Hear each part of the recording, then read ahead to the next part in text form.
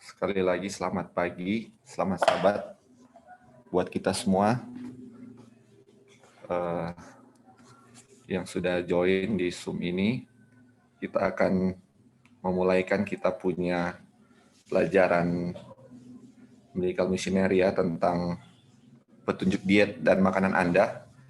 Sekarang kita sudah di chapter 11 tentang extreme diet.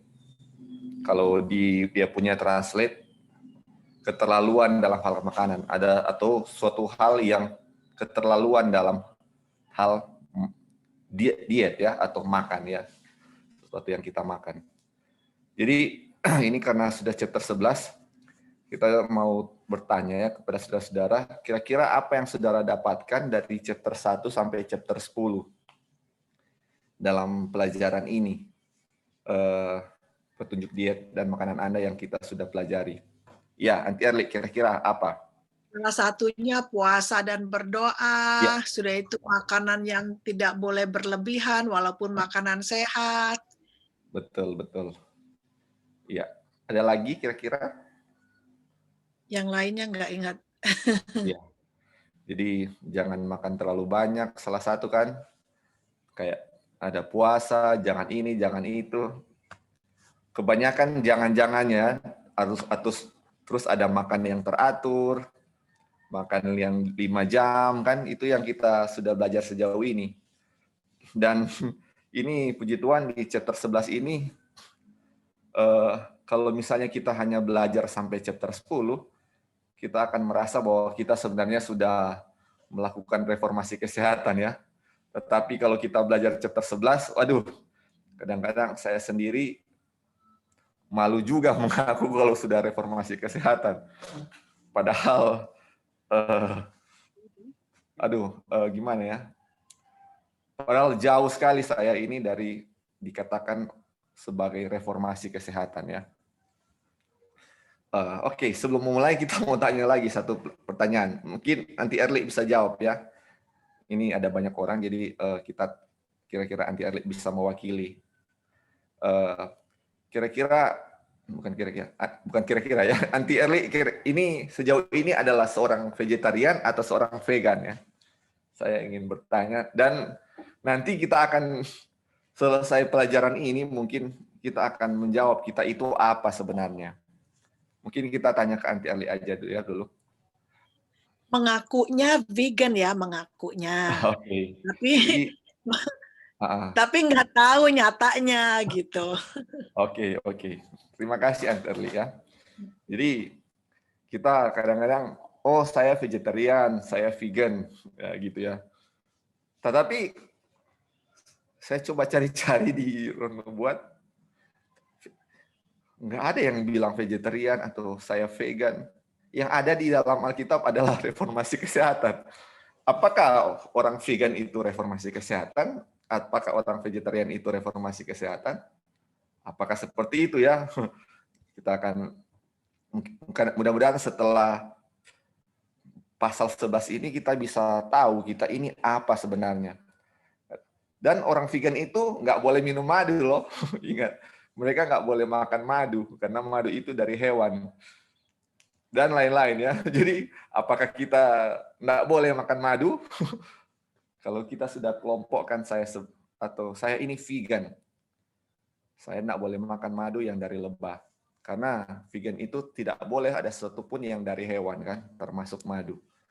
Dan apakah seperti itu? Bukan ya. Jadi kita akan lihat ini ekstrim ini dalam diet ini sebenarnya apa. Dan ini terus terang menjadi teguran bagi saya pribadi. Dan ini juga jadi nasihat untuk kita semua. Karena selama ini yang saya lihat banyak sekali orang ini yang apa? Extreme in diet. Dan mereka, Ellen White bilang, tidak melakukan yang namanya reformasi kesehatan.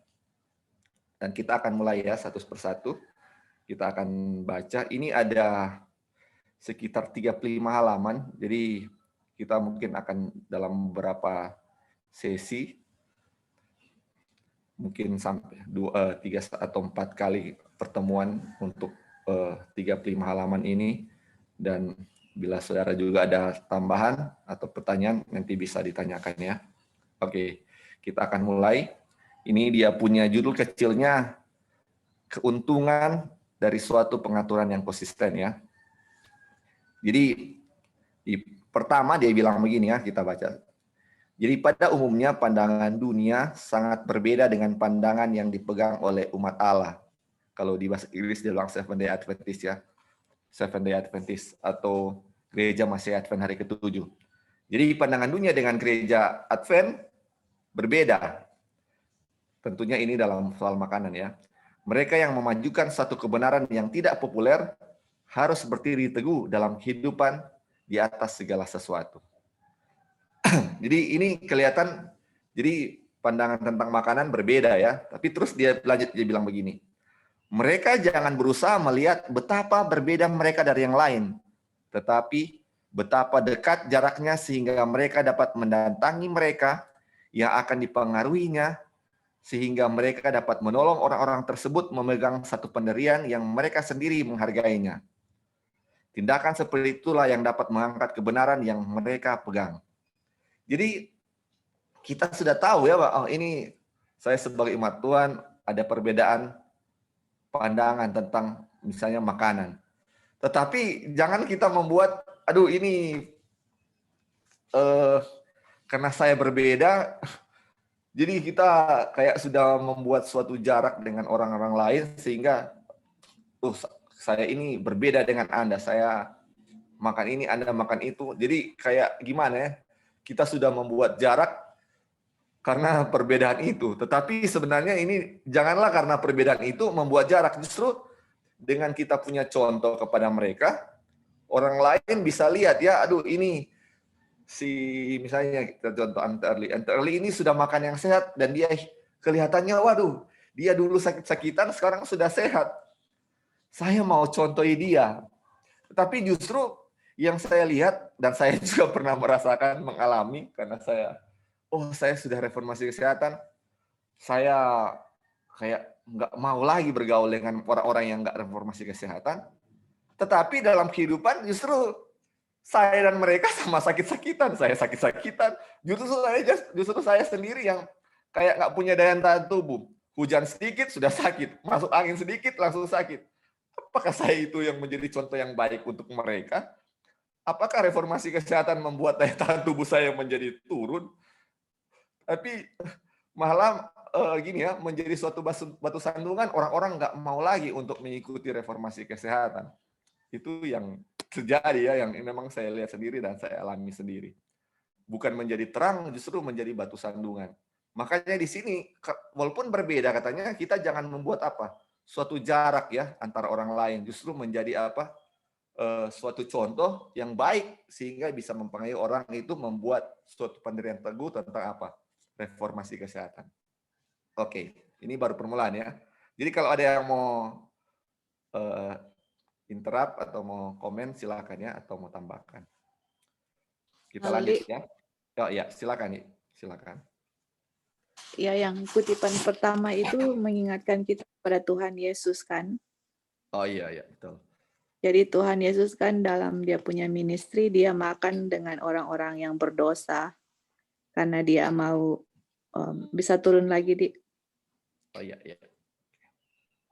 Dia mau untuk memenangkan mereka. Jadi istilahnya bukan kita juga turun standar, tapi maksudnya kan dia bilang di sini, they should not try to see how different they can be.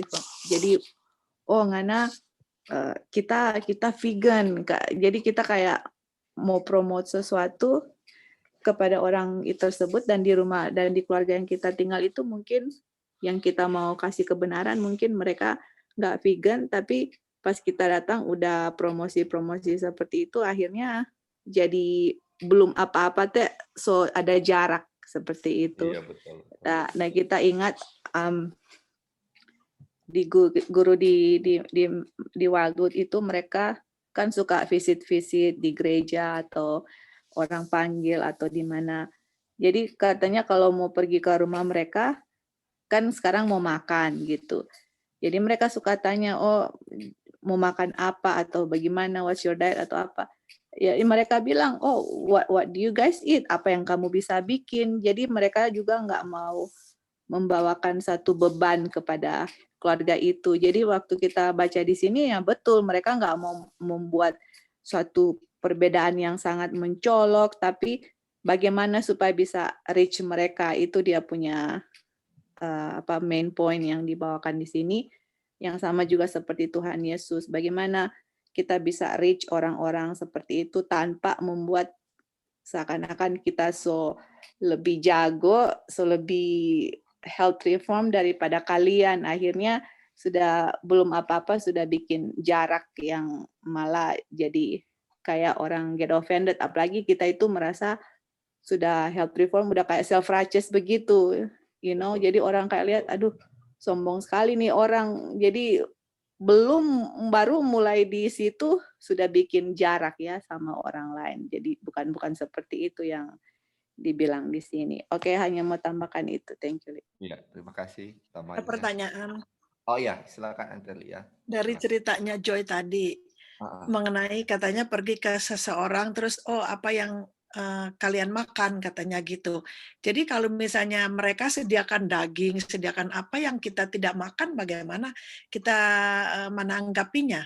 Kalau kita nggak ngomong sama dia bahwa kita plant based gitu kan. Nah, terus kalau dia sediainnya yang kita nggak makan, bagaimana gitu? Thank you. Okay, ya, jadi di situ kan ada, nggak mungkin hanya mereka sediakan daging tok. Pasti ada sayur, pasti ada yang lain-lain. Jadi apa yang mereka sediakan kita makan dulu. Baru mungkin dari situ, oh nggak makan ini, nggak makan ini. Iya, jadi kayak dia punya first impression itu adalah kita nggak membuat beban sama tamu itu, atau nggak membuat orang itu merasa, oh saya begini, dia begini gitu. Jadi yang mereka bilang adalah untuk visit di situ, they don't wanna make burden gitu, istilahnya orang cook ini, karena saya punya diet begini, akhirnya mereka harus cook something else. Jadi whatever yang kamu sudah cook, nanti dari situ dia bisa lihat apa yang dia bisa makan di situ. Nah dari itu kan dia punya introduction. Ya nanti dari di situ, kalau mereka mau ingin tahu lagi atau mereka lihat kita punya kita sehat, kita punya tubuh, ada health reform dan sebagainya, orang-orang yang akan bertanya dan mereka yang willing untuk mau ikut, bukan dari kita yang pertamanya yang membuka, seberapa jauh saya dengan kamu ini yang di kutipan ini. They should not try to see how different they can be from others, tapi how near they can come to those whom they wish to influence. Ya itu sih yang, nah itu kan pengalaman yang mereka share. Jadi dengan belajar ini mungkin kita juga bisa dapat prinsip-prinsip yang lain yang kita bisa lakukan kalau kita ada kesempatan untuk bisa witness kepada orang lain. Itu Aunty Erli, thank you. Mungkin Lali atau teman-teman yang lain mau jawab. Thank you. Ya, terima kasih Aunty Erli untuk pertanyaannya dan Joy yang sudah menjawab. Saya rasa itu sudah menjawab. Mungkin ada yang mau tambahkan juga atau sudah jelas kira-kira Aunty Erli? Ada sedikit. Thank you. Oh iya, ada tambahan. Ya, silakan. Iya. Terima kasih atas kesempatan. Yang dijelaskan oleh Joy tadi betul sekali. Yang sering saya alami di jalan seperti itu, di mana kita pergi, kadang-kadang orang undang makan, justru orang yang jadi bingung dan ketika mereka lihat saya cuma makan, biasanya kan situ ada ketimun atau ada cuma sambal atau ada budak bukan cuma tomat begitu, atau kalau memang tidak ada sambalnya juga kayak, pokoknya yang kita lihat manalah yang layak kayak dibilang tadi oleh Joy. Waktu kita makan itu kan orang jadi prihatin, kok cuma makan itu ya? Emang nggak apa-apa? Sudah santai aja. Boleh kok, biasa saja. Jadi kita bikin seakan-akan tidak akan menjadi beban bagi dorang. Cuma kadang-kadang dorang yang jadi kok, maksudnya kenapa? Dorso timbul pertanyaan yang seperti itu. Kenapa tidak makan ini, tidak makan itu? Ini ada air, ini ada ayam. Oke, makasih banyak. Ya, silakan, enggak apa-apa, terima kasih banyak atas tawarannya, tapi saya sudah cukup untuk ini, pas. Jadi kita bukan sembunyi, tapi awalnya kita harus seperti itu. Nanti sebentar kan selesai, maka mungkin ada yang mau tanya-tanya, baru kita bisa jelaskan untuk itu. Itu sama dengan yang tadi dibilang oleh Saudari Joy. Ya, terima kasih. Ya, kira-kira sudah jelas ya, Anti Ali ya, dia punya. Atau ada yang? Oke. Oke, terima kasih ya. Oke, kita lanjut. Ini kita baca sekali lagi.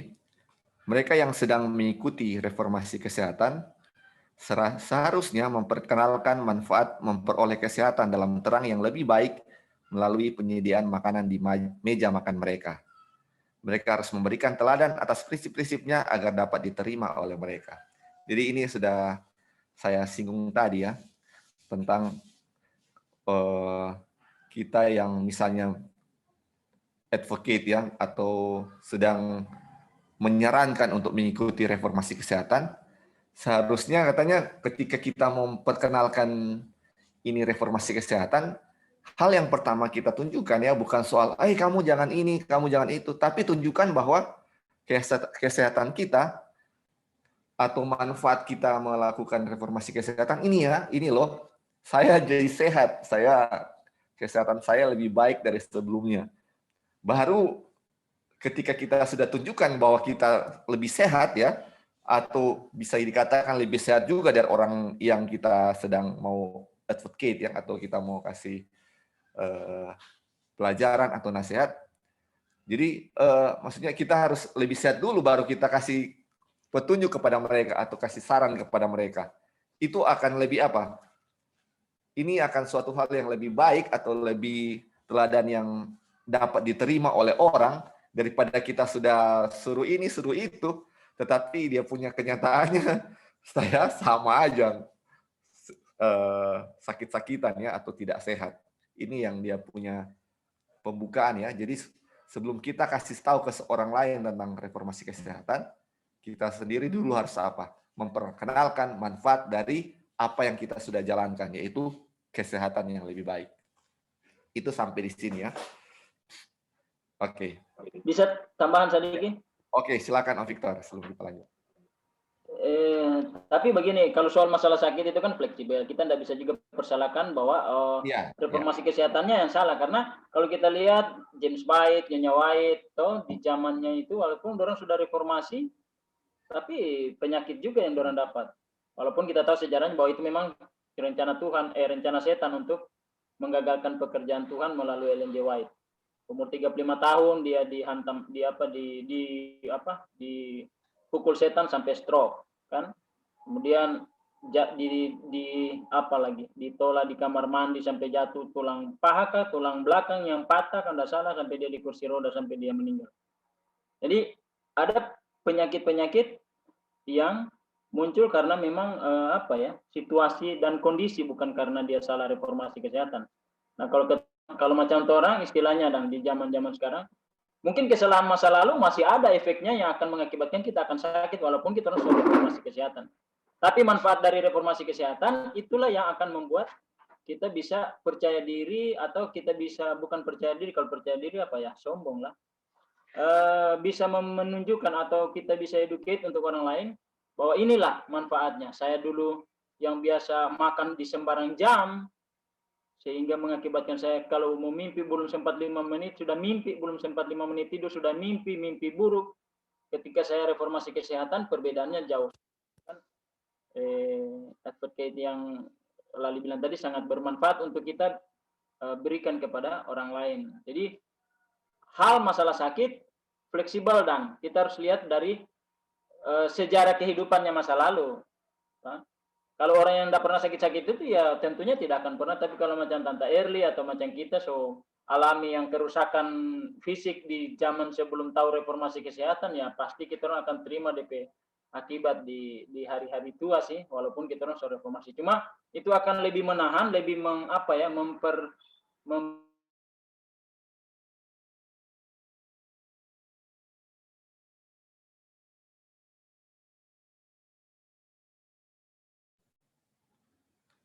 Halo? Halo Om Victor, suara putus.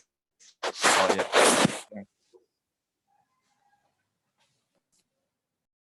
Oke. Halo, Om Victor bisa dengar? Mungkin.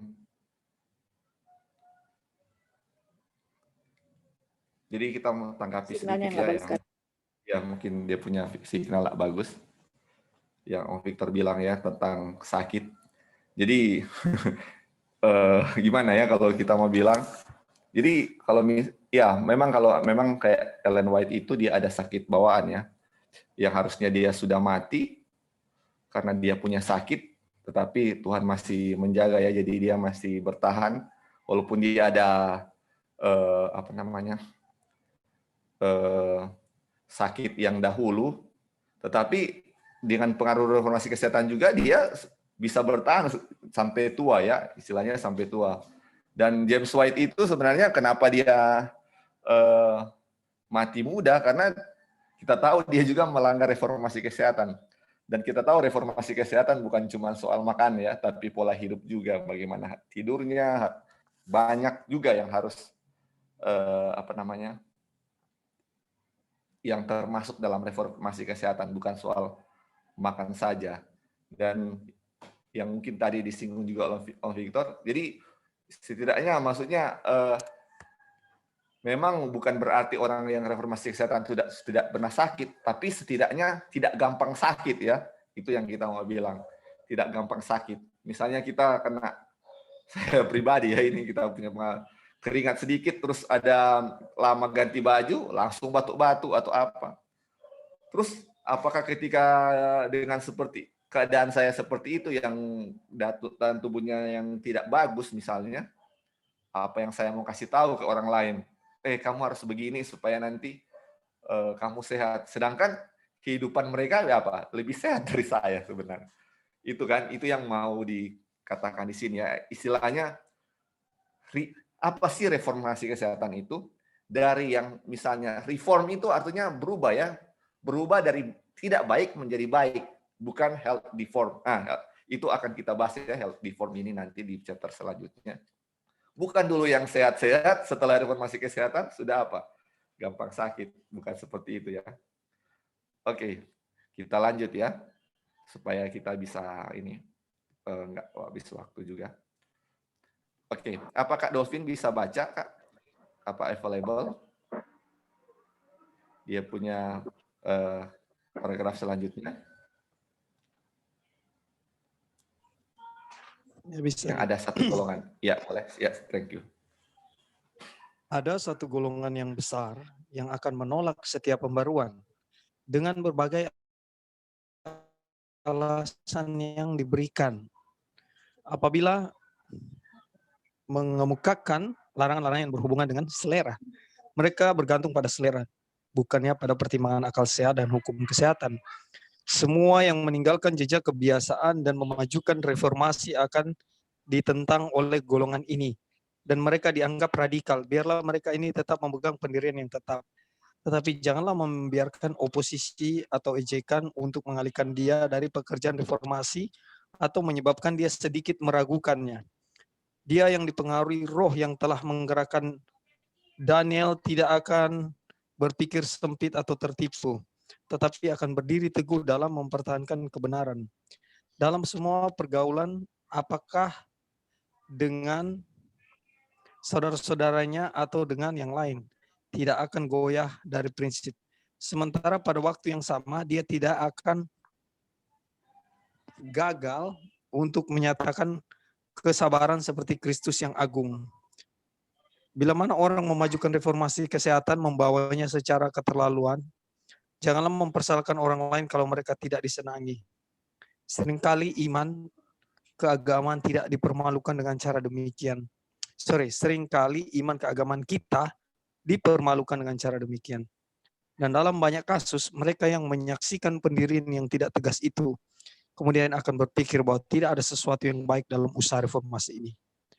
Orang-orang yang keterlaluan ekstrim seperti ini, dalam beberapa bulan akan mendatangkan bahaya yang tidak bisa dihapus seumur hidup. Mereka terlibat dalam satu pekerjaan yang disenangi oleh setan. Oke. Ya, Bro. Sampai di sini, ini baru ada dua golongan kan? Ini golongan pertama. Kira-kira apa ini bro yang golongan pertama ini? Boleh kita baca lagi ya supaya lebih Iya. pertegas ya. Ada Ya. jadi ada dua golongan besar. Ada satu golongan yang besar yang akan menolak setiap pembaruan kan? Dengan Ya, ada berbagai dua golongan. alasan Ini yang golongan pertama ya. Iya, silakan. Ya. itu dia golongan pertama, dia menolak setiap pembaruan. Ya. Mereka yang bergantung pada selera bukannya. Nah, golongan kedua di mana dia ya? Semua yang meninggalkan jejak kebiasaan memajukan. Tetapi janganlah membiarkan oposisi atau ejekan untuk mengalihkan dia dari pekerjaan reformasi atau menyebabkan dia sedikit. Ini golongan yang pertama kan menolak. Ya. Golongan kedua yang membawakan reformasi ya. Nanti kita habis ini mau baca golongan yang kedua. Ini yang pertama dulu, bro. Oh, ini golongan pertama. Sorry, Ya. kita kira sudah. Ini yang menolak ya. Ini setiap reformasi Betul. kesehatan ditentang oleh mereka. Iya, ini yang di atas kan sudah jelas semua dia tentang. Kita yang mau note yang di bawah ini. Iya. Di bawah, turun lagi. Ya, oke. Sekarang yang kedua lah, bro. Kita baca baru nanti satu kali. Oke, betul. Ya. Yang lanjut boleh, ada dua golongan ya. Oke, Ada silakan, dua bro. golongan yang dihadapkan kepada saya. Pertama, orang yang tidak menghidupkan terang yang telah diberikan Tuhan kepada mereka. Yang kedua, orang yang terlalu kaku dalam menjalankan ide reformasi dan memaksakannya kepada orang lain. Ketika mereka mengambil posisi mereka, maka mereka akan mempertahankannya dengan keras dan melakukan hampir segala sesuatu melampaui batas. Golongan pertama menerima, sampai situ dulu. Oh iya, sampai situ dulu bro, baru nanti satu kali. Atau ya silakan. Satu ini dulu bro. Oke, lanjut biar dapat punya poin. Ya. Oke, golongan pertama menerima reformasi karena orang lain melakukannya. Nah, mereka tidak mendapat pengertian yang jelas tentang prinsip itu dan kegunaannya bagi mereka. Nah, jadi ikut-ikutan ini ya, golongan pertama ini. Iya, betul. Banyak di antara mereka yang mengaku memegang kebenaran telah menerima karena orang lain melakukannya. Dan mereka tidak dapat memberikan dasar iman mereka dalam kehidupan karena cuma ikut-ikutannya. Nah, inilah sebabnya mengapa mereka tidak mempunyai pendirian yang tetap. Gantinya mempertimbangkan maksud mereka di bawah tentang kekekalan, gantinya memperoleh pengetahuan praktis tentang prinsip yang mendasari tindakan mereka, gantinya mengali ke dalam dan meletakkan fondasi yang kuat dari diri sendiri, mereka berjalan di bawah sinar obor orang lain dan tentu saja akan gagal. Oke. Silakan ini dia punya. Ya. Kita menanggapi golongan pertama dan golongan kedua. Dua golongan. Jadi yang pertama menurut ya naik dulu Li. Mana tadi dia Li? Ya. Ada dua golongan. Ini. Iya. Ada dua golongan yang dihadapkan kepada saya. Pertama, orang yang tidak menghidupkan terang yang telah diberikan ke Tuhan. Kedua, orang-orang yang terlalu kaku. Ini dua-dua negatif ini. Iya, betul. Jadi satu golongan pertama, satu terlalu kanan ya bro. Iyo, jadi dua-dua negatif. Nah, yang pertama ini cuma menerima katanya orang-orang bilang dan ikut-ikutan kan orang lain sudah ikut. Akhirnya dia fondasinya tidak kuat dan gagal karena ikut-ikutan. Ini yang kita tangkap ya dari golongan pertama ini. Golongan kedua bagaimana itu bro? Di kutipan ada di bawah. Nanti akan ada selanjutnya ya. Selanjutnya. Oke, pendapat kita yang kita lihat dari kutipan ini di dua golongan ini dua-dua negatif. Yang pertama tidak menghidupkan, baru golongan yang kedua terlalu kaku ya. Terlalu keras dalam ide reformasi sehingga akhirnya kelihatannya ya yang kita sudah pernah bahas karena dia terlalu kaku, kekurangan ini, kekurangan itu justru nggak sehat kelihatannya. Nah, itu dulu bro sementara, nanti kasih tanggapan lagi. Ya, thank you bro, thank you. Jadi ini ada dua golongan ya yang Ellen White kategorikan di sini. Jadi yang pertama yang tadi Kak Dolphin sudah bilang ya, mereka yang tidak menghidupkan terang kebenaran yang Tuhan berikan kepada mereka. Jadi kita pikir, mereka ini paling suruh ini mereka nggak mau bikin ya. Tapi setelah baca dia punya keterangan di bawah, ini orang pertama ternyata menerima reformasi kesehatan itu. Tetapi karena dia dengar dari orang lain. Jadi istilahnya, ini saya banget ya. Ini saya reformasi kesehatan karena dengar orang lain, tetapi tidak tahu kenapa prinsipnya seperti itu. Contohnya ya, ini orang golongan pertama ini, misalnya dibilang, dulu kan kita sudah dibilang, makan harus 5 jam kan. Tapi saya tahu, oh ya oke. Dan saya nggak makan 5 jam. Nggak tahu kenapa saya harus makan, harus ada waktu 5 jam. Saya nggak tahu alasannya, pokoknya sudah dikasih tahu bahwa saya makan harus ada beda 5 jam dari antara jam makan. Dan bahkan dibilang pun, kalau belum 5 menit, atau misalnya 5 jam kurang 5 menit ya, 5 jam kurang 5 menit, atau 4 jam 55 menit, terus saya makan, saya tidak akan dimeteraikan, dibilang begitu. Saya ingat sekali ya. Jadi kalau 5 menit sebelum 5 jam, terus saya sudah makan, saya tidak akan dimeteraikan. Dan semua ketakutan kan, betul, kita harus 5 jam, tapi kita nggak tahu kenapa kita harus makan 5 jam. Makanya ini yang Ellen White bilang, jadi kita harus tahu kenapa kita 5 jam itu. Oh, ternyata perut harus diistirahatkan. Terus, kenapa kita harus makan tepat waktu? Apakah cuma gara-gara orang lain bilang, atau kita tahu bahwa tepat waktu itu karena kalau kita nggak makan tepat waktu, perut tidak siap untuk menerima makanan itu, atau tidak siap untuk mencerna. Misalnya kita, selama ini kan kita strict sekali di 5 jam. Tetapi kita misalnya di regularnya atau makan tepat waktunya, kita nggak pernah tepati, karena orang lain nggak pernah kasih tahu itu ke kita. Cuman kita dengar dari orang lain bahwa harus 5 jam, tetapi soal tepat waktu nggak pernah dikasih tahu. Jadi kita nggak tahu soal itu. Makanya ini, setiap apa yang orang lain bilang atau kita dengar, kita harus selidiki sendiri juga dan kasih tahu kenapa begitu, kenapa 5 jam, kenapa harus tepat waktu. Itu yang dibilang sini. Karena kalau kita dibilang sini ya, kita berjalan di bawah sinar obor orang lain dan tentu saja akan gagal.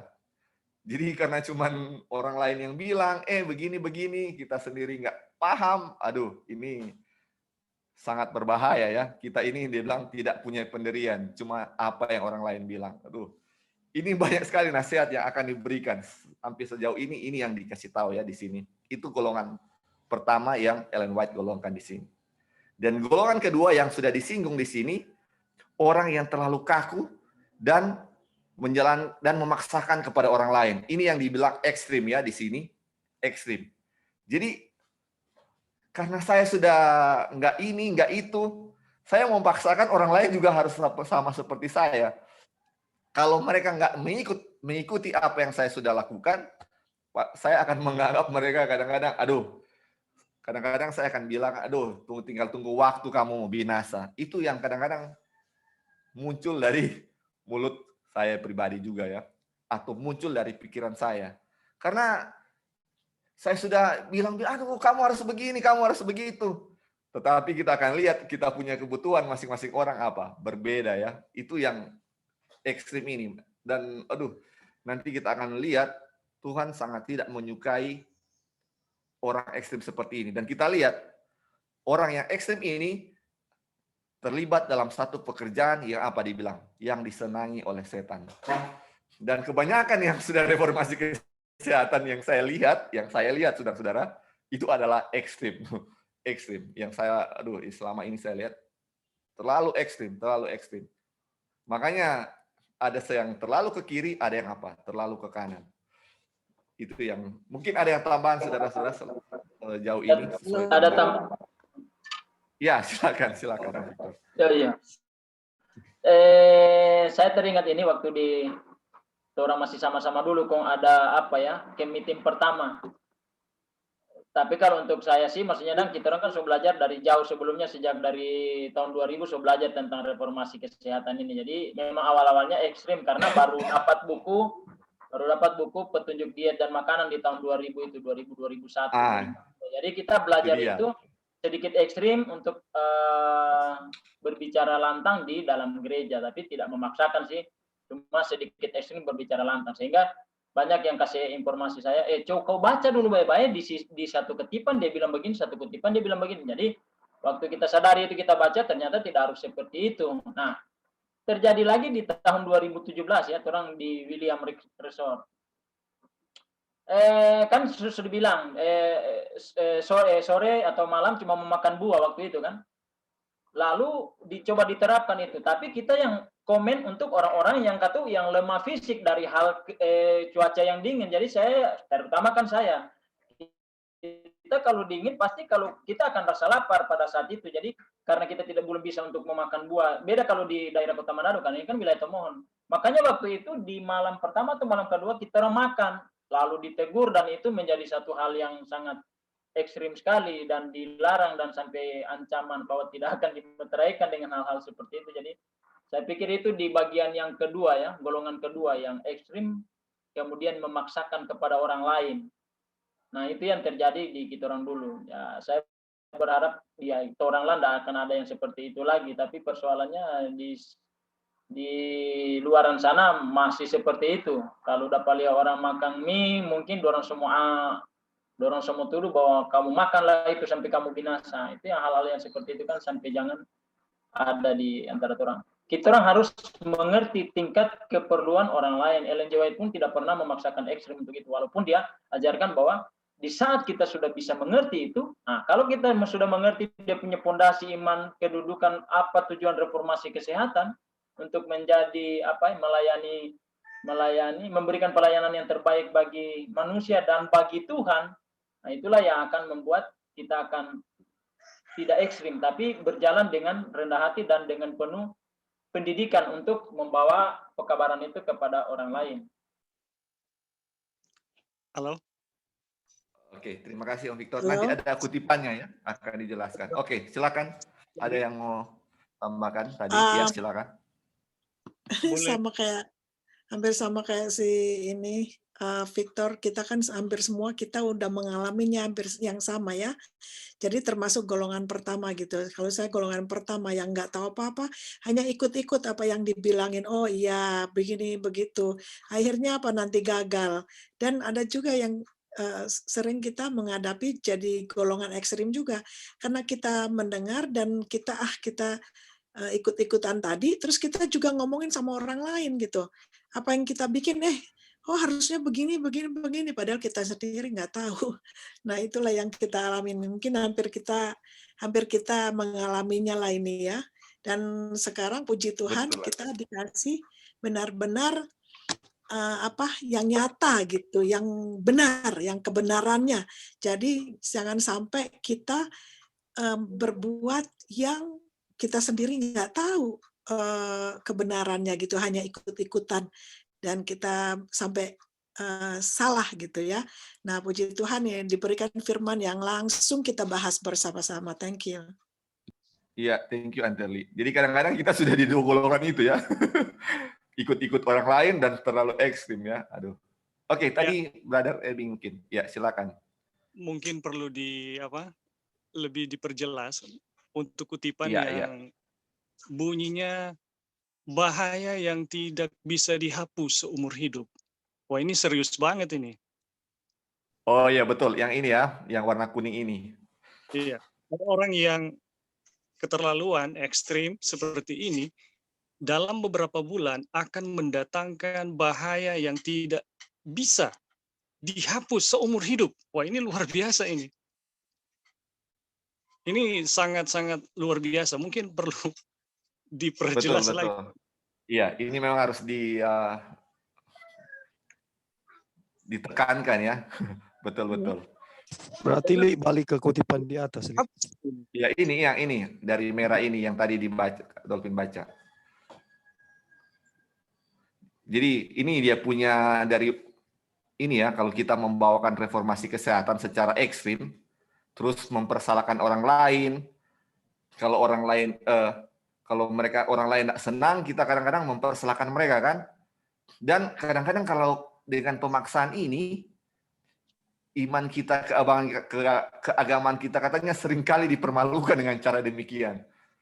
Aduh, ini terus kira-kira saudara-saudara, kenapa ini mendatangkan bahaya yang tidak bisa dihapus ya? Misalnya saya kasih sesuatu tentang, kamu nggak boleh makan ikan misalnya ya. Terus saya membawakannya dengan ekstrim. Apakah orang yang saya tegur itu dengan cara ekstrim, apakah dia akan menerimanya atau dia akan semakin membenci saya, mau dengar saya mau ngomong aja dia nggak mau, justru dia akan semakin menentang dengan pekabaran kesehatan. Makanya dibilang di sini, ini seumur hidup ini orang itu akan menentang ya, karena cara pembawaan kita yang salah. Makanya dia bilang ini undo ya, they can undo, atau bisa mau hapus untuk mau ulang sebalik yang seperti biasa ya, seumur hidup. Makanya Atau ini pekerjaan yang sangat disenangi setan kan, karena bisa membahayakan orang lain. Ya, silakan. apa itu bukan kepada orang yang membawakannya? Maksudnya orang yang membawakan informasi kesehatan itu Ini- bisa satu Ini bisa bahaya. juga ya, ada dua arah, bisa dua arah, orang yang dibawakan dan orang yang membawakan juga. Mungkin silakan, yang bisa tambahkan, silakan. Saya belum memahami betul. Mungkin bisa didalami ini. Karena ini bahaya yang tidak bisa dihapus seumur hidup. Jangan-jangan bagi kita yang telah mengikuti reformasi kesehatan mungkin dalam kategori ini gitu. Kita telah masuk dalam satu kategori, kita telah masuk dalam satu penyakit yang tidak bisa dihapus. Wah, ini luar biasa kalau kita udah masuk di situ. Ya itu aja. Li dari Merah Muda Silakan, itu, Li. Ya. Li dari Merah Muda itu coba. Bila mana orang yang memajukan reformasi kesehatan membawakannya secara keterlaluan, janganlah persalahkan orang lain kalau mereka tidak disenangi. Jadi orang yang membawakan reformasi kesehatan ini tidak disenangi kalau mereka keterlaluan. Kita ke yang merah. Seringkali iman keagamaan kita dipermalukan dengan cara demikian. Kalau kita membawakannya ekstrim dan memaksakan kepada orang lain, ini kita nggak disenangi dan iman keagamaan kita dipermalukan. Nah, dalam banyak kasus mereka yang menyaksikan pendirian yang tidak tegas itu kemudian akan berpikir bahwa tidak ada sesuatu yang baik dalam usaha reformasi ini. Jadi orang-orang yang dengar dengan cara yang ekstrim itu melihat bahwa tidak ada, ya sama aja, ya tidak ada yang baik yang mereka dapat dari pelajaran reformasi kesehatan ini kalau kita ekstrim, dan iman keagamaan kita sering dengan cara itu dipermalukan. Nah, kutipan selanjutnya, orang-orang yang keterlaluan ekstrim dalam seperti ini, berarti ini hubungannya dengan orang-orang yang membawakan ya. Walaupun tidak menutup kemungkinan kita juga orang yang mendengarkannya. Dan terus Li, naik sedikit Li. Nah, orang-orang yang keterlaluan dalam tanda kutip ekstrim seperti ini kan sambungan dari atas. Berarti orang-orang yang menyampaikan. Nah, beberapa bulan akan mendatangkan bahaya yang tidak bisa dihapus seumur hidup. Mereka terlibat dalam satu pekerjaan yang disenangi oleh setan. Jadi orang ini melakukan pekerjaan Tuhan dalam hal reformasi, menyampaikan kepada orang dengan tidak bijaksana, sehingga orang tidak melihat kebaikan dalam hal itu. Ya, kalau kita mau berkiblat kepada kutipan ini yang saya lihat itu, Brother Ebing. Jadi mungkin ada pendapat yang lain, silakan. Halo. Ya, silakan. Ya, jadi maksudnya begini, ketika itu terjadi, bisa kan dibilang begini, seperti ini dalam beberapa bulan akan mendatangkan bahaya yang tidak bisa dihapus seumur hidup. Jadi kan ada dibilang begini, kita akan menjadi bau yang hidup kepada kehidupan, atau bau kematian kepada kematian, itu kan. Ada kan kutipan yang seperti itu sering kita dapat di tempat-tempat kutipan yang lain. Jadi ini juga berbahaya jika kita ekstrim. Ketika kita membawakannya dengan ekstrim, orang akan yang mendengar itu yang melihat kurang sama Jo. dia Iya, iya. reformasi dengan kesehatan, dengan orang yang reformasi kesehatan, muncul bahasa begini, Sama. ini ada makan daging ikan, makan orang. Nah, itu kan yang seperti itu. Nah, ini yang akan mendatangkan bahaya beberapa bulan yang tidak bisa dihapus seumur hidup. Itu tidak akan pernah bisa dihapus memang ketika itu sudah melekat. Di saat walaupun ngana berubah di tempat lain, setelah ngana bawakan pekabaran, orang akan bilang, sama juga Oh, begitu. betul. Karena so jadi apa? So tertanam dalam pikiran orang yang pertama mendengar, sama Jo. Biar ngana mau bilang apa ngana mau malintui. Sama dengan orang istilahnya, waktu orang lepas dari Protestan masuk Advent, ketika orang bawakan pekabaran bahwa kita orang tidak boleh makan yang haram, dong bilang, ngana dari kecil sampai basarkan apa yang ngana ada basar akang, bukan makan babi dengan anjing. Nah, itu kan bahasa itu tidak akan terhapus. Jadi jangan sampai kita orang ekstrim sehingga mendatangkan hinaan bagi keagamaan, iman keagamaan kita yang akan membuat di dalam pikiran orang tidak akan terhapus dia punya dia punya pengalaman hidup yang kesan yang dia pernah dengar itu. Jadi sama dengan orang, kita orang ingat yang lalu-lalu, sama Jo. Akhirnya dimanapun orang mau berbicara, orang yang sama akan kasih justru orang akan perlemah orang punya kebenaran itu di hadapan orang lain yang mau menerima. Karena bilang nyanda papan dusta dia itu, papan curi kok dia lalu, istilahnya kan begitu. Nah. Apalagi dia mau paksa-paksa begitu. Bahaya Jadi, ini yang tidak bisa. Jadi dengan kata lain, kalau kita ekstrim membawakan reformasi kesehatan, kita gantinya memajukan pekerjaan reformasi, tapi sebaliknya yang jadi Betul. justru Iya. menggagal. Nah, betul. Gagalkan. Pengaruh reformasi kesehatan saat ini begitu minim kelihatannya, ya kita sebenarnya nggak perlu persalahkan banyak kalau kita membawakannya secara ekstrim gitu. Betul, betul. Betul sekali. Jadi selama ini memang Bro, ada ya. Oke, silakan. Bro Ebing, silakan. Sudah. Oh, sudah. Oke, ini kesaksian ya. Ada sahabat istri saya, ibunya seorang pendeta Pantekosta, dan waktu itu berapa tahun lalu dia datang ke rumah di Kalawat dan kita bicara-bicara. Dia melihat perubahan istri yang sudah vegetarian, dan waktu dia datang kita suguhkan makanan vegetarian, berlanjut dengan percakapan, dan waktu itu kebetulan sorenya kita antar dia ke rumah. Dalam perjalanan kita bicara banyak, dan di situ kita tekankan bagaimana reformasi kesehatan itu penting, tidak makan ini lagi, contoh Tuhan Yesus tidak makan ikan dan segala macam yang kita bilang ke dia. Dan by the end of the conversation kita lihat dia merasa tertekan dan tidak nyaman. Ini pengalaman ya. Nah, sampai hari ini dia sudah tidak pernah berhubungan lagi dengan kita.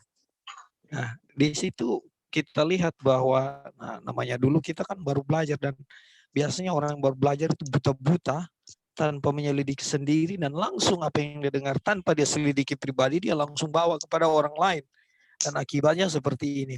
Kami masih bersahabat, tetapi saya merasa dan melihat dari kutipan ini, pengalaman itu tidak membawa berkat kepada dia sebagai sahabat. Ya, nah inilah salah satu kegagalan di masa lalu yang saya alami ketika saya coba mau purpose tentang reformasi kesehatan itu hal yang baik, benar itu baik, tapi ketika cara salah disampaikan tidak menjadi berkat pada orang lain, dan bisa saja ya akan mendatangkan bahaya yang tidak bisa dihapus seumur hidup ini, dalam konteks dia tidak akan pernah melihat Yesus dalam diri saya atau dalam diri siapapun ketika hal-hal ini terjadi. Itu aja, Li. Thank you. Tambahan sedikit. Iya. Sebelum Ebing kita lihat bicara. Jadi begini, kalau kita mengerti tentang doktrin Ka'bah, jadi untuk membawakan doktrin Ka'bah, makanya kan di pekabaran malaikat ketiga itu kan tangan kanan, tapi bukan dia tubuh. Jadi jangan sampai itu yang menjadi tolak ukur untuk kita bawakan Injil. Nah sekarang waktu kita bawakan doktrin Ka'bah dalam terang Ka'bah yang sesungguhnya, reformasi kesehatan akan masuk dengan indah, dengan baik. Jadi kalau umpamanya orang-orang yang seperti kesaksiannya tadi saudara Dolphin. Putus ya. Halo. Bisa dengar. Jadi waktu kesaksian seperti saudara Dolphin tadi, itu kita membawakan dalam konteks doktrin Ka'bah bahwa kasih Bapa itu sangat besar, bagaimana untuk menyelamatkan kita. akan ikut untuk membawakan terang reformasi kesehatan dalam terang yang sesungguhnya. Jadi bukan dalam pemaksaan, tapi itu pun ketika kita sampaikan itu adalah pilihan, karena Roh Kudus yang akan menggerakkan. Apakah dia mau menerima atau tidak? Karena kita tidak bisa paksa, makanya jangan ekstrim seperti tadi dan di atas. Jadi waktu kita sampaikan terang Ka'bah, reformasi kesehatan akan kelihatan. Karena kita akan mengacu kepada apa yang dilakukan oleh bangsa Israel kan. Waktu mereka mau memasuki hari pendamaian, itu puasa.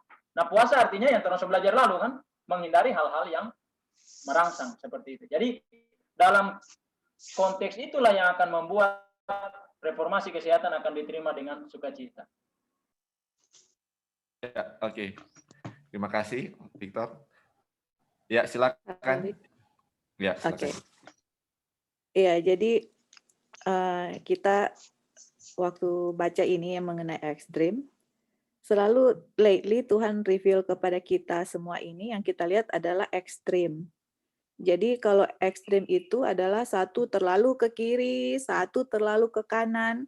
Jadi doesn't matter mau terlalu ke kiri atau terlalu ke kanan, itu kalau kita bikin itu setan apa yang di bawah ini mereka terlibat dalam pekerjaan yang disenangi oleh setan, atau setan akan gunakan ke ekstrim entah kiri atau entah ke kanan. Jadi yang kita lihat di sini yang mana yang tadi Ebing sudah bawakan itu yang tidak bisa dihapus seumur hidup itu, yang tadi kalian kita sudah bilang, kalian sudah katakan bahwa itu untuk orang yang membawakan this extremist ini yang ada dua golongan, dan karena mereka membawakan try untuk bring health reform, efeknya juga kepada orang yang mendengar. Itu ya, jadi dua-dua kena, kita yang kasih atau orang yang kasih dan orang yang menerima. Nah, kalau kita lihat tadi the first extreme kan yang hanya ikut-ikut. Nah, orang kan enggak mau di dua-dua, satu yang ikut-ikut atau yang satu terlalu strict. Nah, yang ikut-ikut kan hanya ikut, orang mau bilang apa. Nah, apa solusinya? Nah, itulah kita harus belajar juga, kita punya tubuh kenapa harus bikin ini, dan kita mengerti kenapa bikin itu, dan kita akan mengerti Tuhan dengan pekabaran kesehatan. Bukan hanya mengerti nggak boleh ini, nggak boleh itu, tapi kita mengerti karakter Tuhan yang penuh kasih, yang mana dia kasih itu karena, oh dia mencintai kita. Oh kenapa? Oh karena kalau makan begini, nggak teratur, ini efeknya di tubuh. Jadi kita itu lebih mencintai Tuhan, bukan menjadi merasa lebih beban ini health reform. Seperti itu kan, kita kan sudah belajar righteousness by faith. Dan kita juga dengan ini, pekabaran ini adalah, oh saya nggak bisa bikin ini Tuhan. Hanya dengan kekuatan Tuhan, kebenaran Tuhan di dalam saya yang menyanggup,kan kita bikin semua ini. Jadi kita ingat Brother Ebing bilang yang kemarin itu, yang diskusi bahwa orang itu bukan, kalau sudah menikah dengan Tuhan, bukan merasa jadi beban kan yang orang bikin, tapi ada freedom, tapi yang kita lakukan itu semua berdasarkan karena cinta Tuhan. Kenapa saya cinta Tuhan? Karena saya ngerti tubuh saya bekerja begini, kalau kita bikin begini akan sakit, dan saya, aduh thank you Tuhan, kalau saya nggak tahu saya sakit. Nah, seperti itu. Dan yang kedua, terlalu strict. Yang mana, oh kalau nggak bikin ini, ngoni akan binasa, ngoni begini. Jadi udah seperti kayak kita jadi judge kepada orang itu, dan orang itu pun mau dengar kayak, man, jadi kita ingat yang kita selalu kasih tahu sama kalian, kita punya opa, dua-dua vegetarian. Kalau ada pendeta masuk di ratahan, kita oma tanya, ngana vegetarian masih makan ikan atau enggak? Kalau enggak, nak mau masuk surga, itu kan udah ekstrim. Orang mau dengar pun rasa, oh siapa ngana istilahnya, dan oh kayak mau condemn atau terlalu kaku lah atau terlalu strict ya dia punya. Dua-dua itu sangat berbahaya. Jadi itulah sebabnya untuk belajar health reform juga kita harus tahu karakter Tuhan, yang mana Tuhan itu panjang sabar. Jangan memaksa kehendak kita kepada orang lain. Kita harus treat mereka, kita juga kan manusia. Mungkin mereka dosanya di appetite. Saya dosanya lain, semua sama-sama berdosa. Jadi kita saling mengerti orang ini human nature yang gampang sekali jatuh dalam dosa. Jadi orang kasih, oh ini misalnya apa pelajaran apa. Tapi jangan paksa 1 bulan 2 bulan dia nggak bikin, is okay, itu pilihannya. Orang tetap terus lakukan dengan be a good example dan sabar dengan orang itu. Biarkanlah Tuhan bekerja dan selalu kasih karakter Tuhan. Kenapa kita bikin ini? Karena Tuhan sayang.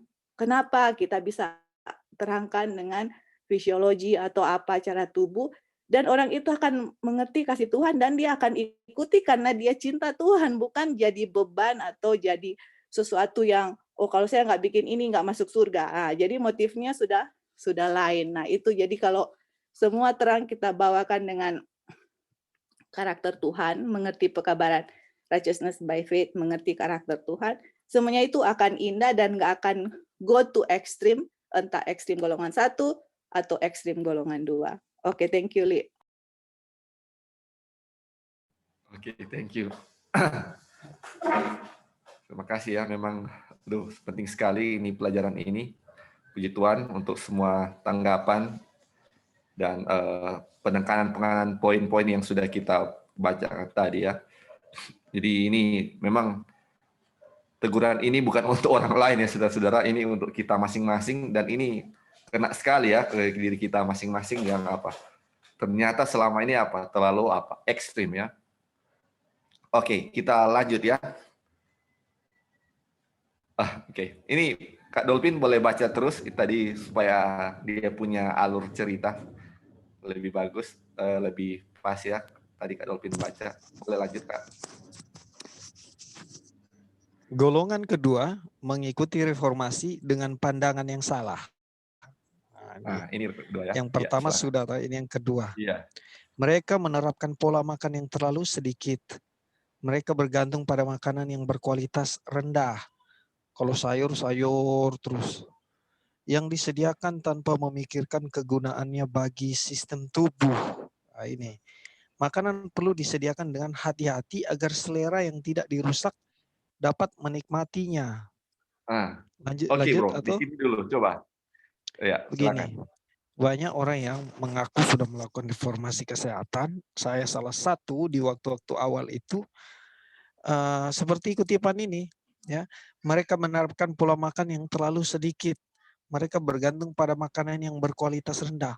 Kalau makan sayur-sayur terus, tanpa berpikir bahwa tubuh itu memerlukan protein, nutrisi, memerlukan mineral dan segala macam nutrisi ya, unsur-unsur tubuh yang diperlukan. Jadi kalau kita cuma makan sayur aja di mana proteinnya kan? Nah, kalau lagi kita cuma makan tempe, tahu misalnya, atau cuma kacang-kacang, sayur enggak. Nah, jadi di waktu lalu kita sudah belajar variasi makanan dan jumlah makanan yang harus kita makan. 3 jenis disarankan dan apa-apa itu untuk memenuhi kebutuhan nutrisi kita. Jadi jangan buta-buta seperti ini ya. Ini golongan kedua ya, pandangan yang salah. Ya. Nah, lalu itu sih, lanjut ya. Oke, Bos. Sebelum lanjut kita tambahkan sedikit yang tadi. Jadi ini kan di chapter sebelumnya ada kan judulnya yang makan terlalu banyak kan. Jadi White sarankan supaya makan itu jangan berlebihan. Walaupun makanannya menyehatkan, jangan makan itu berlebihan. Dan banyak orang juga yang menanggapinya dengan yang salah. Jangan makan berlebihan. Jadinya mereka makan apa? Terlalu sedikit. Jadi ini yang tadi sudah dibilang ya. Terlalu ke kanan dan terlalu ke kiri. Jangan bilang jangan banyak, akhirnya dia makan, nggak boleh banyak. Dia makannya terlalu sedikit. Akhirnya dia punya apa? Kebutuhan tubuh tidak terpenuhi kan. Makanya ini terus selain cuma sedikit, dia punya kualitas makanan juga kualitas rendah ya. Jadi dia sudah disinggung tadi Kak Dolphin, nggak memiliki gizi yang bagus ya. Akhirnya akhirnya ini ya kita lihat ya, nanti kita akan lihat dia punya efek tidak bagus Makanya ini selalu ya terlalu ke kiri ini terlalu ke kiri ya. Oke, silakan Kak Dolphin bisa lanjut. Karena berdasarkan prinsip kita membuang segala sesuatu yang mengganggu perut dan yang merusak kesehatan. Dan janganlah memberikan pendapat bahwa hanya sedikit akibat yang ditimbulkan oleh apa yang kita makan. Saya tidak menganjurkan makanan yang serba minim. Nah, ini penjelasannya ya. Banyak orang yang memerlukan manfaat hidup sehat dan dari hati nurani yang bersih dan menerima sesuatu yang mereka percayai akan tertipu dengan anggapan bahwa makanan yang serba minim yang disediakan tanpa susah yang hanya terdiri dari bubur yang juga disebut tulen yang berat dan serba basah, itulah yang diartikan reformasi kesehatan. Oh gitu. Sebagian orang menggunakan susu dan banyak gula untuk bubur sambil berpikir bahwa mereka sedang menjalankan reformasi kesehatan. Tetapi susu dan gula kalau digabung akan menyebabkan fermentasi di dalam perut. Dengan demikian, itu berbahaya. Penggunaan gula yang bebas dalam bentuk apapun akan cenderung menghambat perputaran mesin tubuh, sehingga seringkali akan menyebabkan penyakit. Sebagian berpikir bahwa mereka harus memakan sejumlah ini dan kualitas begini, lalu membatasi dengan 2 atau 3 jenis makanan. Tetapi makanan yang terlalu sedikit, apalagi bukan berkualitas terbaik, tidak akan mendapat sari makanan yang cukup. Nah, ya silakan bro. Ini kalau ternyata di bawah ini kasusnya lebih spesifik lagi. Orang cuma kalau di barat ya apa namanya oat ya atau apa itu yang bubur itu lupa kita crackers itu oatmeal itu kalau kita di kapal juga sering begitu, kita lihat banyak yang cuma pakai susu campur oatmeal taruh gula, jadi cuma makan itu aja sarapan pagi sama mereka minum kopi saya lihat. Nah kalau yang ditulis di sini orang katanya yang cuma makan susu, minum susu dan apa namanya ini bubur ini apa namanya, mereka sedang berpikir menjalankan reformasi, padahal ini salah ya. Ellen G. White tidak menganjurkan apa makanan yang serba minim. Kalau ini minim sekali ya. Nah kita sudah belajar di waktu-waktu yang lalu, di pagi hari itu kita makan yang kayak kebiasaan orang Indonesia kan makan begini ya. Ini pola yang salah dulu. Oke, sarapan sekedar ada cuma kue, kopi, teh dan sebagainya. Nah kalau kita ini diajarkan makan seperti makan siang itu, mealnya full meal ya. Sayur, protein, lauk, dan buah-buahan mungkin ya. Nah kalau sebagian orang dari dulu kita berpikir sarapan itu cuma teh, kue, roti, dan sebagainya. Nah ini kasusnya cuma bubur ini. Nah inilah yang orang berpikir bahwa makan yang di limit seperti itu, di kutipan ini dibilang bahwa sedang menjalankan reformasi kesehatan. Itu dulu, Li. Ada yang pendapat? Ada tambahan sedikit. Oke, silakan. Jadi begini, seharusnya yang kita lihat tadi, penjelasan pertama dari Bro Dolphin adalah sebagian orang menggunakan apa yang di atas makan yang terlalu minim. Jadi makan yang terlalu minim tadi memang baru kita mau komen bahwa itu adalah mengenai bubur. Nggak kedengaran. Halo? Dapat dengar? Bisa. Nah, jadi yang dimaksud itu yang makanan terlalu minim adalah yang di bawah tadi itu, bukan masalah sayur. Saya bertahun-tahun di kebun makan sayur, bahkan waktu belum masuk admin dari cuma basar daun ubi istilahnya, tapi ya strong. Karena dalam kutipan Honubuat yang lain itu kan ditulis apa yang ada di sekitarmu, sayur dan kacang-kacangan dan buah-buahan yang ada di sekitarmu, itulah makanan yang terbaik untukmu. Jadi kalau untuk bilang sayur salah, orang cuma makan nasi dengan sayur tetap akan kuat karena sudah ada gizi yang ada dapat situ. Tapi alangkah baiknya jika dia kombinasi dengan ada kacang-kacangan dan biji-bijian. Karena kalau orang kobong yang makan atau makan apa ya, makan nasi, sayur dan tambah dengan jagung atau umbi-umbian sudah cukup itu. Yang minim sekali ada, yang minim itu adalah bubur karena memang bubur tidak cocok untuk, apalagi di meja makan sudah tambah podeng lagi, ya, itu berbahaya. Oke, terima kasih untuk tanggapannya. Mungkin masih ada lagi yang mau kasih tanggapan? Oke, kalau tidak ada kita selesai. Kak Dolphin boleh selesai ini dia punya kutipan ini. Pikiran Ya. sempit dan penekanan masalah yang kecil dengan cara yang berlebihan akan menjadi perusak pekerjaan kesehatan. Mungkin juga penyediaan makanan dikaitkan dengan usaha menyelamatkan ekonomi keluarga, sehingga dibelilah makanan orang miskin, bukan makanan yang menyehatkan. Apakah hasilnya? Darah berkualitas rendah.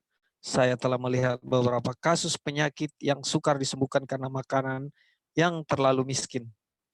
Mereka yang tersiksa cara demikian bukanlah dipaksa oleh keadaan keuangan untuk membeli makanan yang serba minim, tetapi mereka melakukan untuk mengikuti pendapat mereka yang salah tentang reformasi kesehatan. Dari hari ke hari, setiap kali makan itu saja menu makanan yang disediakan tanpa variasi, sampai timbul penyakit kejang perut dan seluruh tubuh letih lesu. Ya, bro. Ada komen? Silakan. Oh, ini Bang, menghemat ini ceritanya ini. jadi dia menghemat karena mau mempertahankan dia punya pola pikir. Itu Iya, sih, Bro. iya. Ada. Jadi ini dia punya pola ini yang serba minim ini yang kayak mau berhemat ini sebenarnya di bawah ini karena dia mengikuti pendapat mereka yang salah tentang reformasi kesehatan kan. Kayak tadi yang kayak misalnya ini vegetarian kan nggak makan makanan daging atau ikan.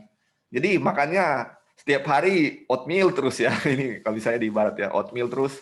Makanya dari ke hari setiap kali makan itu saja makanan yang disediakan tanpa variasi.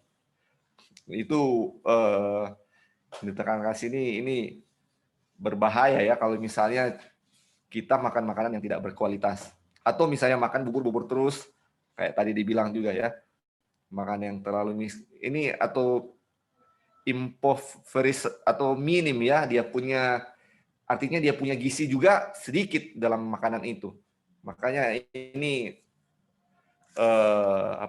sangat tidak bagus karena ini dia punya efek dia bilang sini ya bisa menyebabkan dispepsia atau tubuhnya tidak merasa fit ya atau letih lesu atau lemah ya gara-gara makanannya yang tidak bergizi atau tidak berkualitas baik.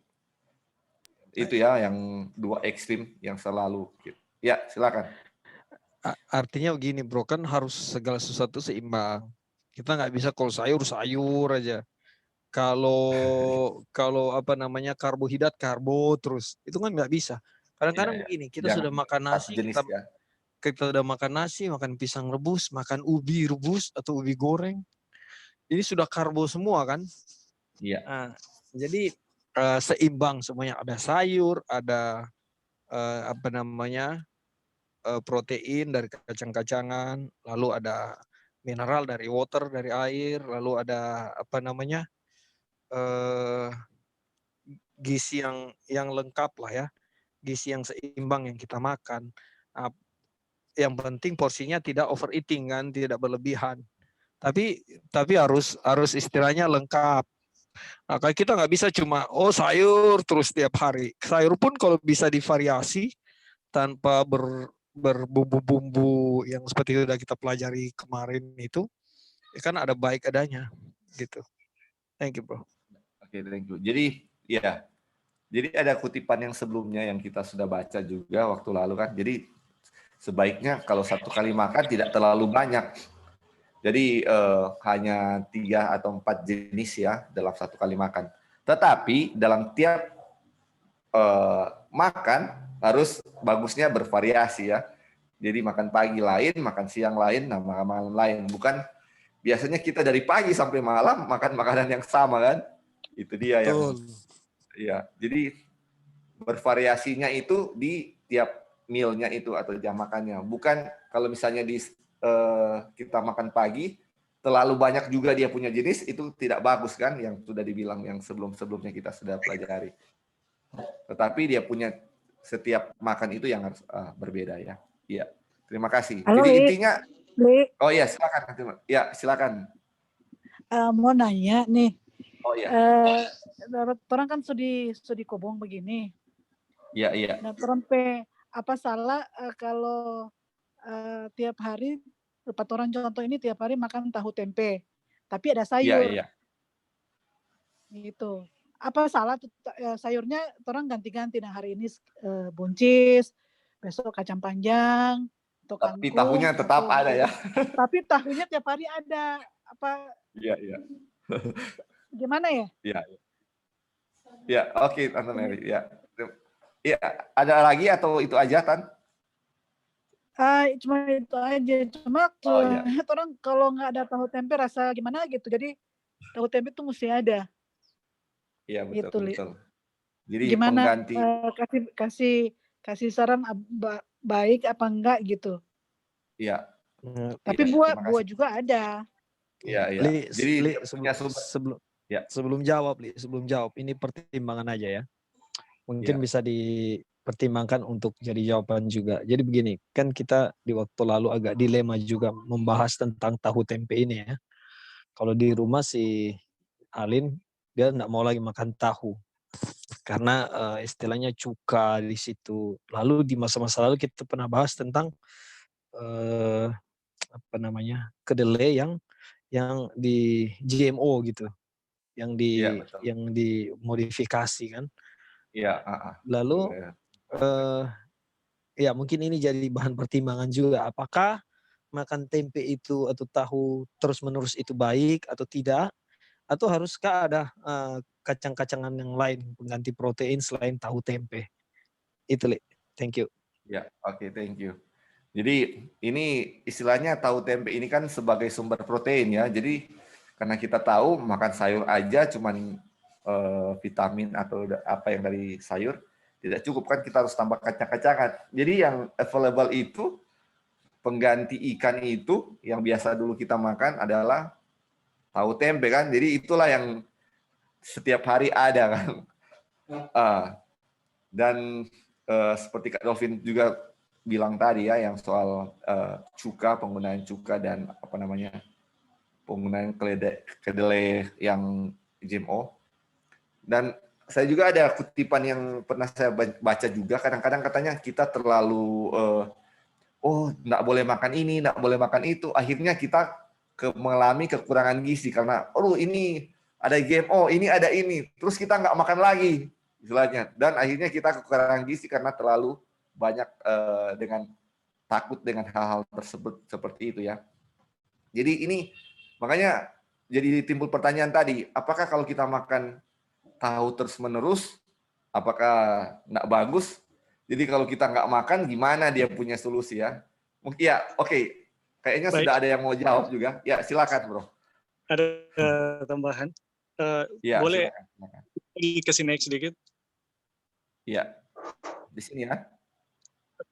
Turun maksudnya, bukan naik, turun. Oh, oke. Oh, ini sudah terakhir. Kutipan yang terakhir. Ini yang terakhir. Kutipan yang terakhir. Ini yang terakhir. Sampai timbul penyakit ya kejang perut dan seluruh tubuh letih lesu. Sebenarnya kalau kita peka terhadap tubuh itu mampu berbicara kepada kita sebenarnya. Apakah kita kurang gizi atau enggak? Asal peka aja gitu. Tubuh mampu berbicara bahwa betul. diri Anda itu lagi kekurangan gitu.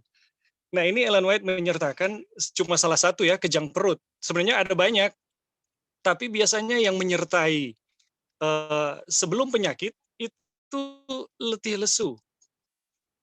Jadi kita akan merasa kalau kita makanannya itu full, betul-betul bernutrisi, wah kita akan merasa sangat energik gitu untuk melakukan apa saja. Dan sebenarnya menurut saya, berbicara tentang reformasi kesehatan, kita harus ingat kutipan dari pasal pertama bab pertama dari petunjuk diet. Itu Ellen White mengatakan bahwa reformasi kesehatan itu tujuannya untuk pelayanan. Orang sangat sulit memahami prinsip-prinsip reformasi kesehatan kalau tidak paham kegunaannya. Dan saya rasa bahwa kalau kita tahu betul bahwa reformasi kesehatan gunanya untuk pelayanan, kita akan mengerti betul apa yang harus kita buat. Dan kita akan lebih banyak mendengar tubuh kita sendiri. Sebenarnya kalau kita salah dalam hukum kesehatan, tubuh kita udah bicara. Dan salah satu yang Ellen White nyatakan di sini adalah letih lesu. Orang sebenarnya kalau kekurangan nutrisi, nggak seimbang atau apa, tubuh udah bicara sebenarnya. Akan ada indikator pertama itu letih lesu, nggak energik gitu. Coba saudara-saudara bandingkan untuk kita yang ada di Sulawesi Utara ya. Sebenarnya kita punya sumber yang banyak, apalagi udah di kebun, udah country living, sumbernya banyak sekali. Sayur itu bisa divariasikan untuk pengganti daging. Ya kita bisa ada gedi, ada kelor, ada luhu, ada katu. Itu sayur-sayur yang saya rasa bisa menggantikan. Nah kalau kacang-kacangan itu memang saya rasa nggak cukup ya kalau cuma tahu tempe. Lebih bagus kita kedelai langsung atau dibuat tempe sendiri boleh juga. Tapi ada satu sumber yang sebenarnya sangat melimpah nutrisi untuk di Sulawesi Utara atau di Indonesia, yaitu air kelapa atau kelapa muda. Saya rasa ini bisa jadi sumber protein dan energi yang luar biasa. Teman-teman mungkin bisa coba. Air kelapa itu saya bisa bilang buah yang dimeteraikan dengan ajaib. Hasilnya luar biasa, boleh coba. Dan saya yakin kalau konsumsi tiap hari 1 butir nggak akan kekurangan nutrisi, nggak akan ada yang namanya letih lesu. Tubuh kita akan sangat berenergi. Ya mungkin itu aja. Terima kasih. Ya, terima kasih Bro Edi untuk tambahannya. Jadi kita juga ini kan dia punya kutipan, jadi enggak bagus juga dari ke hari setiap kali makan itu saja kan. Jadi memang betul yang tadi dibilang. Jadi kayak misalnya pertanyaan Tante Mary tadi itu bisa dikombinasikan ya, misalnya hari ini kacang hijau, besok bernebon, jangan tahu terus. Kita juga ingat yang Tania pernah bawakan dulu tentang makan tahu misalnya terus-menerus, dia punya ada efek yang bisa efek pikun, lupa ya, sering lupa.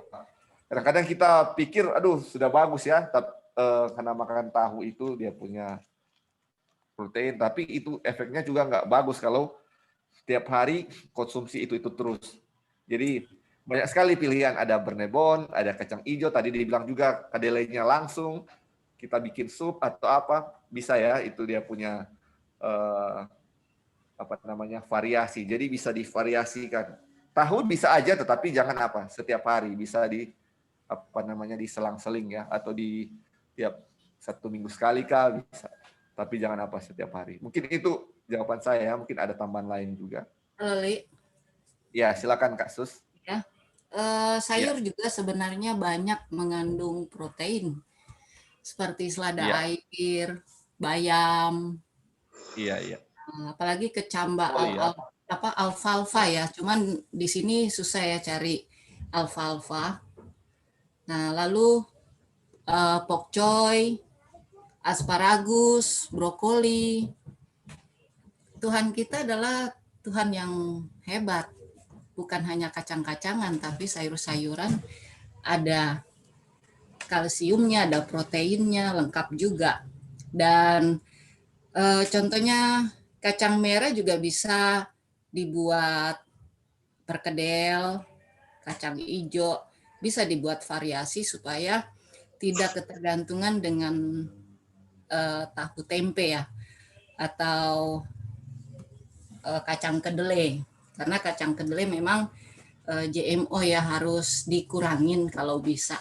Jangan setiap hari.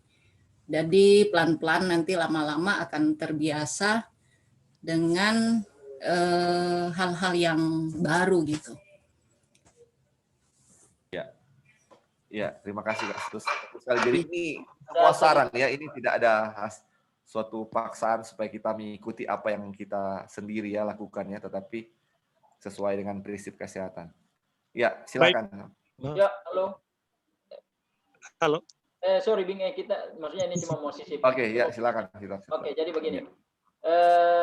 Di Torempe Group ini kan banyak ahli-ahli kesehatan. Kita harus menjelaskan bagaimana tubuh juga memproduksi protein. Dari hati ya, kalau tidak salah yang produksi protein.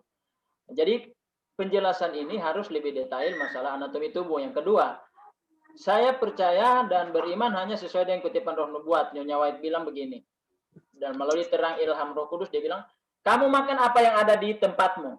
Jangan cari yang tidak ada. Itu jadi contoh, asparagus itu kan tidak ada 4 orang. Ya mungkin gantinya kayak sus bulan yang tadi ya, kacang-kacangan atau kecambah, bayam. Nah ini kan kita juga harus berbicara tentang pengertian dari orang-orang yang susah, yang orang-orang yang orang bilang lah agak-agak setengah-setengah miskin. Karena kalau orang mau bicara yang terlalu di atas, susah mau cari. Akhirnya dia bilang, aduh setengah mati reformasi kesehatannya. Jadi kita bicara ke tingkat level yang menengah ke bawah, jangan yang terlalu tinggi ya. Bicarakan yang flex apa ya, yang bilang yang gampang dan mudah didapat. Kita bicarakan untuk itu. Jadi kita orang mungkin yang sudah di country living kayak dorang Tante Mary kan di modo ending ya sudah mantap lah, sudah lengkap. Kalau saya pikir biarpun dorang hari-hari makan tempe tahu tidak ada persoalan karena dorang ada buah, ada sayur berganti-gantian, itu cocok juga untuk dorang punya. Jadi kita tidak bisa lihat karena semua makanan itu tidak semua cocok untuk Torempe, untuk semua orang. Ada yang cocok makan tempe, ada yang tidak cocok makan pepaya, ada yang boleh. Jadi harus kita lihat dari sisi itu juga. Percayalah bahwa apa yang ada di sekitar kita yang tumbuh ketika kita kontrol lingkungan kita itu Tuhan sudah sediakan untuk yang terbaik bagi tubuh kita. Iya, terima kasih ya. Silakan. Ya, baik. Terima kasih untuk kesempatan. Kalau berangkat dari kutipan, poinnya adalah kita akan mengalami yang namanya keletihan. Sebenarnya itu salah satu indikator bahasa tubuh. Suara tubuh kepada kita ada kekurangan nih. Ya, selanjutnya ada penyakit. Nah, tadi kita bicara tentang sumber-sumber yang ada di sekeliling kita. Memang benar kita harus lihat di sekeliling dan makanan itu harus merakyat lah gitu. Dan sebenarnya kalau kita mau buka pikiran, mau belajar, ada banyak sekali loh sumber nutrisi di sekeliling kita tanpa harus ya ambil dari import lah gitu. Salah satu tadi sempat disinggung yaitu kecambah. Kecambah itu luar biasa nutrisinya. Kita bisa mendapatkan protein murni, protein cair yang luar biasa dari kecambah, dan kecambah itu kita bisa dapat dari toge kacang hijau, bisa juga kedelai, bisa juga kacang tanah. Itu kalau dikecambahkan, nilai proteinnya, nilai nutrisi dari kacang itu berlipat-lipat. Jadi, kita bisa dapat banyak jenis kacang-kacangan yang bisa menyediakan kita nutrisi atau protein gitu. Bahkan di dalam kecambah itu, di situ ada growth factor namanya, baru ada, kalau pernah dengar placenta, ada placenta di situ.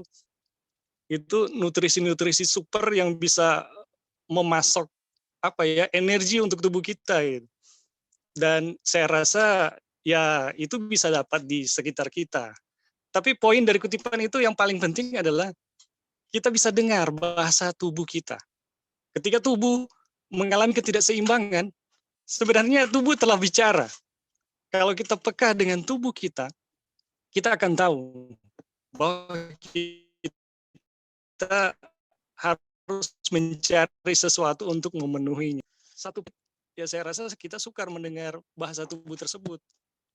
Jadi paling baik adalah kalau kita dengar bagaimana tubuh bicara. Yang Ellen White katakan kita salah satunya mengalami keletihan. Keletihan sebenarnya adalah salah satu indikator tubuh kita kekurangan. Terima kasih. Terima kasih, Brother Bing. Ya, jadi ini ya kita sudah waktunya sudah selesai. Jadi kita akan ambil ini sebenarnya kutipan yang harus kita selesaikan, tapi berhubung waktu. Jadi ada satu kutipan yang kita akan bahas juga sahabat depan, tapi saya ingin baca juga untuk saat ini sebelum kita tutup. Ini mulai dari sini ya.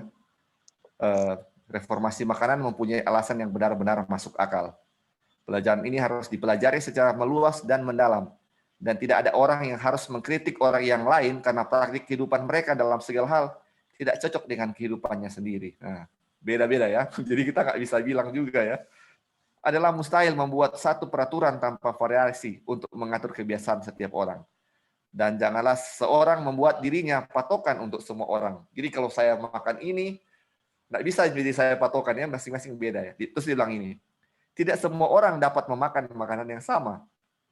Makanan boleh jadi lezat dan menyehatkan bagi seseorang, tetapi bagi orang lain itu tidak enak bahkan berbahaya.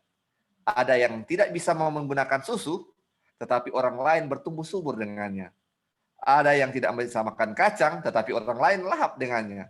Ada yang bagi beberapa orang, olahan biji-bijian yang lebih kasar adalah makanan yang baik, sementara yang lain tidak dapat menggunakannya. Jadi ini saudara-saudara, ini kita akan bahas lagi minggu depan, tetapi saya sudah baca ini sebagai kesimpulan juga untuk kita saat ini.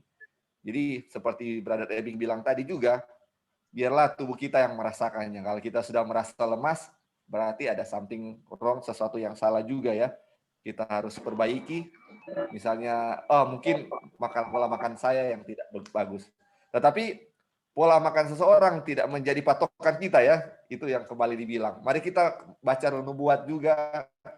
Ini kita lihat makanan-makanan apa yang cocok untuk kita atau pantas untuk kita, mana yang tidak menyehatkan, mana yang menyehatkan. Dan kembali lagi ya, mari kita serahkan semuanya kepada Tuhan, minta kebijaksanaan dari surga. Dan ini dia bilang kita harus apa? Pelajari secara mendalam ya. Ingat ya saudara-saudara, ini kata-kata terakhir, reformasi kesehatan adalah membuat kita menjadi lebih sehat. Kalau kita reformasi kesehatan itu terus membuat kita tidak sehat, itu bukan reformasi kesehatan, tapi namanya health deform atau penurunan kesehatan. Itu berlawanan dengan apa yang Tuhan inginkan atau apa maksud Tuhan sebenarnya dari yang dia katakan ini atau reformasi kesehatan. Baik, terima kasih untuk semua yang sudah berpartisipasi. Kita akan lanjutkan ini pelajaran minggu depan. Ini sangat menarik sekali karena banyak menegur kita ya semuanya. Sampai sini kita punya pelajaran. Saya bawa dalam nama Yesus. Amin.